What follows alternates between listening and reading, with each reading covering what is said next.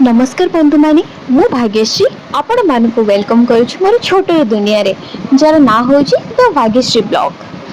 तो चलंतु बिना time waste करी स्टार्ट करबा आज रो ब्लॉग जार ना होची मार स्मृति रे जोथरे कि मु आपन एक छोट कहानी शेयर करबी।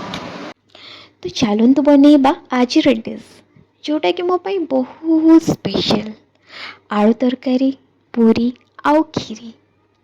ओडिशा रे ए खाइबा केवल खाइबा नुह इटा हला पर्वर रस मार प्रीति आउ छोट बेलर से अभूला स्मृति। हॉस्टल लाइफ रे रविवार माने बस मैगी पैकेट आउ ता सहित से सुखा सुखा रोटी आउ जिते बेले मो प्लेट रे पानी डाली और भात थाए ना मो मन रे पास मो मार हाथ रंधा से आलू तरकारी पूरी और खीरी रो मीठा मीठा बास्ना आसी जाउ थाए।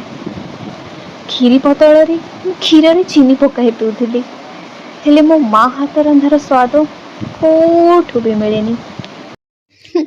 आज मु निज हाथ रे पूरी आलू तरकारी और खीरी बनाउची। स्वाद परफेक्ट हो कि न हो सेटा इम्पोर्टेंट नुह इम्पोर्टेंट एटा कि खाइबारे मो मार स्मृति मार प्रीति हाँ मोर से छोट दिन रविवार सकाळ सबू मुहूर्त ताजा हो जाउची।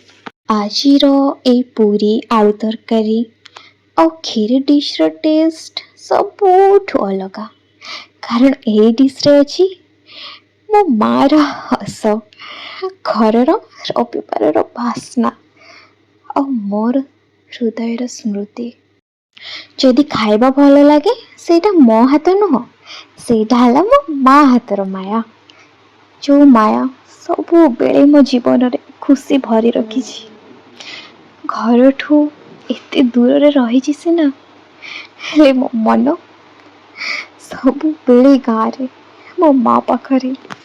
मोर छोट दिनर से रविवार सकाळे मो माँ जल्दी जल्दी उठुथिला अटा चकुटुथिला आलू छड़ौथिला और चुली रे खीर गरम करुथिला। घर भितर पूरी फुलुथिबार शब्द और खीर से मीठा बास्ना पूरा घर भरी जाउथिला। ए पूरी तरकारी आउ खीरी आज मु आपण मानक सहित शेयर करुछि। खाली रेसिपी नुह मो जीवन रे एक भावना जेतेबेले आपण माने रेसिपी ट्राई करिवे मार माया को अनुभव करिवे कारण घरे खाली खाइबा टेस्ट रो नुह सेटा होछि स्मृति माया आ पुराना दिन रे से अद्भुत अनुभव। आज मोर मार स्मृति सह आपण मानक ये जर्नी शेयर करली। वीडियो भल लगिले लाइक शेयर और कमेंट करेंगे। आउ जदि आपण मानक लाइफ रे भी मार स्मृति सहित एमती किसी रेसिपी जोड़ी अछि ताहले से गप मते कमेंट माध्यम निश्चित जणाइबे। मार से परसा हुआ प्लेट पूरी खीरी आउ आलू तरकारी मो पई खाली खाइबा नथिला मो पई प्रेमर भाषा थिला।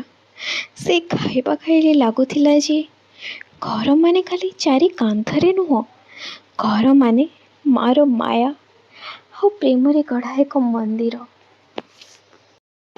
नमस्कार और देखा हबा आगामी ब्लॉग रे। Till then stay happy and stay healthy. Bye bye.